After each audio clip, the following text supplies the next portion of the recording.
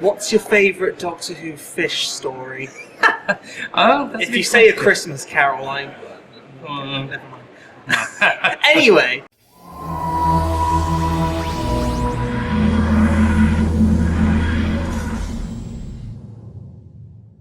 So, hello there, I am Nick of the Whoniversals, and this is Will of the Whoniversals. sup? And we have just seen the Underwater Menace animation at the BFI in London, which is where we are now. I'm going to correct you. This is Pat Troughton of the Whoniversals. I'm also Pat Troughton Oh of the yeah, Whoniversals. My giddy aunt, etc. Oh my.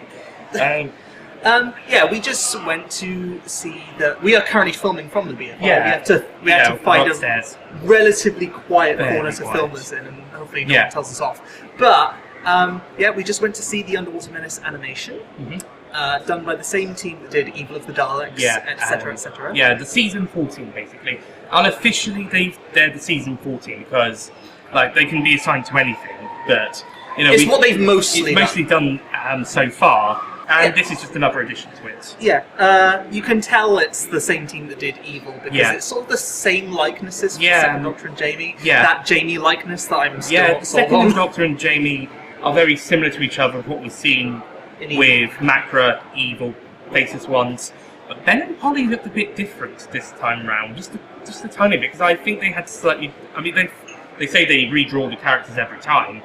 But I think with Doctor and Jamie, they've kept something very similar. Ben and Polly are a bit different this time. Maybe it's because they skipped Evil and they had to redraw them again, and Polly also a bit different with Macra because she has the shorter hair. But in terms of our impressions of the animation, it's good. Very good. Yeah. It's very, very fluid. This is probably one of the most fluid animations so far. Like, the characters almost never stop moving. They're always bouncing, to emphasize something, there's always like a hand gesture. Yeah, or just changing position. When characters walk, their arms sort of sway. Yeah. It's very fluid, like the motion, like the character movements are very smooth. Yeah. The likenesses are like Zaroff looks like him. Damn good, yeah. They took some creative liberties with everyone else, like everyone that isn't the Doctor and the main cast. And Zaroff, and I guess Jacko and the non-human characters, I'd say. The Atlanteans, they have a very specific aesthetic style to them. Like this is more grey-skinned. It's more grey-green, like to sell that they've been living under the ocean. Yeah, just to let you know, this is the colour version that we've seen. But they sort of have this aquatic, sort of tribalistic look. The Atlanteans. And I dig it. I don't have any qualms with it. Yeah, I mean. Obviously, they've taken liberties with the new versions because it's not so much a remake of the original as they say, it's more of a reimagining. So it's basically the same story, but it's slightly different because it's in animation and also in colour for the colour versions. Yeah. And so I think that works fine for the new one. It's certainly less of a departure redesign than Plaz, what do you call him from Abominable Snowman from last year. Although I think that was the biggest change for a character in the other team's side. Mostly, as well as also changing the monks to be more Tibetan. Ethnically accurate, Yeah, this time around we got some changes to the fish people. The fish people have been, I wouldn't say completely redesigned, there are still hints of like... Mostly redesigned. Like, I was talking with Zach earlier, actually, that it was an interesting new design. It works for the new animation, but we did also really like the old ones. That's probably the strongest part of the old one, besides Zaroff. They still have gills on the sides of their heads. Yeah, it's still mostly fish people. It's just the design, mostly about the face, I think. It's more alien. Yeah. Like more stereotypically. Yes, and more fish-like, compared to the old ones where... Oh, it started raining. Compared to the old ones where things look like people, but it's like fishy... underwater person-esque stuff. Yeah, their eyelids blink sideways next to be like fish. I guess like fish. Speaking of I just want to add one other thing. For the colour version, it's interesting to note they're all multicoloured and multi-colouring designed. There's orange. There's orange ones, there's red ones, there's green ones. Yeah, blue ones. Yeah, it's really interesting. The main one that does the warning under the water in that scene. Yeah, the fish people. The red one. The fish people dance is completely redone. It looks like this red just the one red fish person almost like breakdancing on the bottom of the ocean. It was bizarre. I mean, but I liked it did feel a bit like ballet, but I did think, did they get ballet dancers to do the original then? Like they got ballet dancers as extras to do that, who were specialised in underwater dancing specifically, to do that one. And that, even though the animation one is different, it did make me think, because this one did look somewhat like a dance, is that who they got last time, but originally? Maybe. Also, the backgrounds are different, and they stated this. Yeah, they did the Q&A afterwards. Yeah, instead of like cell shaded 3D backgrounds or like 2D artwork, I think they're just paintings. Possibly. Or at the very least, it's definitely 2D animation for the backgrounds today. Although that water did look very 3D when it came out. Water had a really good effect on it. Also, like sharks and stuff. You've probably seen it in the trailer. The sharks and the octopus. And the octopus. Oh, there's a great sequence with. There's a great sequence where Zaroff dies, where it looks like the octopus is going to help him push the lever, and it doesn't. Yeah, we were seeing it like kind of ice squinting, like annoyed earlier. So. Yeah, I like the little touches in some of the animations, like some of the guards, like hear not necessarily what they're talking about, but they hear them being criticised, and they're like, huh? Yeah, there's some. Considering this is a comedy episode story, then those little touches add to that. So that's really good. Another thing where like Ben and Jacko. Yeah. They're like, Jamie and the other guy, they're going to take the high road, so we take the low road. Like, they do a particular. Dance to it. And I don't know if that was in the surviving episode, I can't remember, but I'm not sure. Probably my biggest criticism, and it's such a nitpick, is like when characters are climbing. Like, in episode 4 when Polly and Jamie are climbing, they keep using the same shots. Yeah, I can understand that. They keep using the same environment as well. Yeah, I do have to say, there is that one bit where they just needlessly stop Jamie and Polly. I guess it's so that Jamie can help Polly. Another part from that you do mention that I do want to bring up is when Ben and the Doctor come out and they see Jamie and Polly are okay, but you can still hear in the background like climbing through that gap, and there was that really random cut where they were already outside. Yeah, that does happen with these animations. It's not exclusive to this one. That does just happen. I think this one is one of the ones where I've noticed it the most. And I think it might be better if we had a shot of them just climbing through, and then they see them, and it would have at least matched the sound a little bit longer. Possibly, yeah. And also, it feels like Jamie saw them, and then they surprised them afterwards. And it's like, was Jamie in the know then? But it was interesting because the animation is it's a sort of similar case with Galaxy 4. Like I've seen the recon of Galaxy 4 before, and I always thought it was a fine story, but it was the animation that really highlighted the amount of humour. And Underwater Menace was kind of a similar case, because obviously I've always recognised some of the humour in it, it's definitely a more comedic story, and they're trying to present the Second Doctor as a more comedic foil as opposed to the First Doctor's more stern, grandfatherly persona. Specifically in the missing episodes, some of the comedy just doesn't come through in just recon form only, so the animation does represent it pretty well. Yeah. So it's a similar sort of effect that Galaxy 4 had for me. And that's great. Also, it's just great to have that whole. I mentioned this before, like when Underwater Menace animation was actually announced. The biggest pain with that recon on the original DVD was like specifically the sacrifice scene. I could not tell what was going on.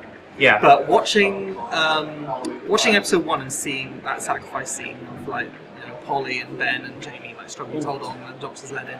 I was like, finally, I understand what's going on. It feels so good. Yeah, unfortunately, the recon for the 2015 DVD for episodes 1 and 4 wasn't that great. Hopefully the recon for the new release, because they'll include a recon as well, will be better. Hopefully, yeah. Either way, I'm chucking my original DVD in the bin when this. I'm keeping mine, but I've got mine in my bag actually, just in case. But yeah, I'm going to keep hold of that, but I'm also going to get the new ones. No. Just like with the other version, the other stories as well. I don't think they answered, we had a few questions, but I don't think anyone asked if, we could actually watch a version with the surviving episodes on. I think there might be. They did that for Faceless ones. I think they did that for Evil. There was a rumour that possibly this one wouldn't, but I wonder if they've since recanted. I mean, it's basically just showing the animated 1 and 4 with 2 surviving ones in the middle. So long as if they put that on the same disc, but then again they're putting both animations on the same disc this time, so I'm not quite sure. Yeah. I mean, the other thing is maybe that's still a special feature, but we can still swap out the discs. It's not too hard. It's just a pain. But no, it is. On the whole, it is a very good. It's actually one of the rare ones because I usually don't watch the animated versions of surviving episodes. Like, say I want to watch the faceless ones, I always watch the version with the surviving episodes. But this was a case where I didn't actually mind that much, even though I do miss, Troughton's subtle facial expressions, which animation can just never capture. I didn't actually mind that much. There was some other creative liberties as well, like Amdo, like the statue of Amdo looks completely different. Yeah, it's like big ruby eyes, his face with an octopus kind of coming halfway out. Yeah. I don't remember what it looked like originally, but from what they were saying, it was just a giant face, pretty much, with an open mouth. Okay. Which actually probably would have worked really well for the bit where Polly's doing the voice. So that would have been effective, and that's in the surviving one. I think that's number 3. Yes. Which is also the first one to come back. So that's been in the archives a bit longer. Multiple costume changes are back though. Okay. I know that's. Yeah. I know they've probably been back for a while, but like obviously when the Macra Terror came out, they were like, "Oh, it's so hard having to do a costume change." But with this, Polly has like 3 different outfits. It's the Doctor has his disguise. Ben and Jamie swap outfits midway through, and they're still holding on to they have their Highlanders outfits to begin with. So then they've got to swap those out. Yeah. So it's good that they now have the budget to do that. It does feel like whoever the new budget.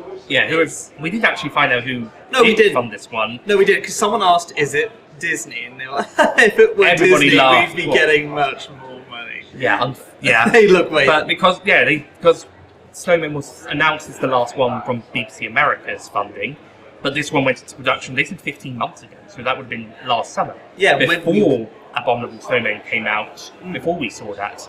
It's definitely the same team, but it does feel like they're getting much more money this time because there's a lot more. Like I said, there's a lot more fluidity, but also a lot more expression. Like there's a lot more frequent head turns. As I said, characters are never still. There's a lot of hand gestures. So it does feel like a lot more. Yeah, so we're not sure where the budget is coming from, unless BBC Studios are self-funding it, which explains why it's taking 15 months. Then again, these things take a while anyways, but still. That's our impressions. It's a very good one. Yeah. It's, funnily enough, it feels terrible to say this because the Underwater Menace, it is a very good story. Like, I do think it's kind of, obviously it's a very dumb story. Yeah. But it is, I do think that it is more intelligent than people give it credit for. I think it is a very good science versus religion commentary. What if a mad scientist were worshipped as basically the savior? Like a religious allegory. I do think it's very intelligent that way, but it is still one of the weaker Troughtons. Yes. And yet it's also received one of the better animations, kind of annoyingly. Well, I have to be honest, I'm not really a fan of Macra Terror. Possibly because I've seen it so many times and I didn't quite engage with it so much. The animation a little bit more, but then I watched that one so many times, and then but it's still good. But I think I would probably say I like this one slightly more now thanks to this animation. But going by the recons, it would have been the weaker one of those two. But I'd say I prefer this Underwater Menace one to the Faceless ones. The animation wise. Animation wise. Faceless ones I much prefer the story, but But if we're talking about animation, I think Underwater Menace has got a much better animation. I think Faceless ones is just a slightly less good animation version than Macra. Macra Terror's got one of the stronger animations. Evil of the Daleks, I think, might be the strongest. It's between those two. And then Faceless ones is a slightly not as good version as those two, and I think this one's on a similar level. But still pretty damn solid. Yeah. Better than the Space Pirates. Fair enough. I mean, that one... No, I'm asking that. Better than the Space Pirates. What, as a... Question mark. As a story? But, yeah. Well, obviously. Speaking of the Space Pirates, they have said, yes, more animations More animations on the way. Also, they didn't specifically say the Space Pirates. All the way in space, or the Highlands, or they said the Highlands would be or a any bitch Heart to do. Any Heart. Yeah, because someone did ask about Season 3, specifically, and Ian Levine yeah. sipped for the smugglers. I was going to say a certain someone, but yeah, Ben would be happy. Okay, fair enough. Because that was rumoured as well. Then that was probably those recoloured scenes they announced earlier in August. It probably was. They probably just got their wires crossed, but who knows? Yeah, that's what I was wondering. But it could be next. It could be later down the line. Who knows? It might be on. It's definitely going to be on the list. I think they've got the list. They've got a list. And also they've confirmed when the animations are out, they're going to be on the collection of boxes. Okay, well. But that's the story. It was a decent story. I wasn't huge on it, but the animation was really good, and I like it a bit more now because of that animation. I think I might still say it's my least favourite of the season, personally, although it is really funny. Fair dues, yeah. Yeah, so let's wrap this up. Right. Final thoughts? Yep, they started. Okay. We think this animation was good. Yeah. Yeah, the story could have been a bit better, but we still like it and find it quite funny. Yes. But the animation is a success, and yeah. It's good to know there's more coming. So. Oh, yeah. So, that's it. So did we do scores for the Abominable Snowman? Because no, scores are rubbish.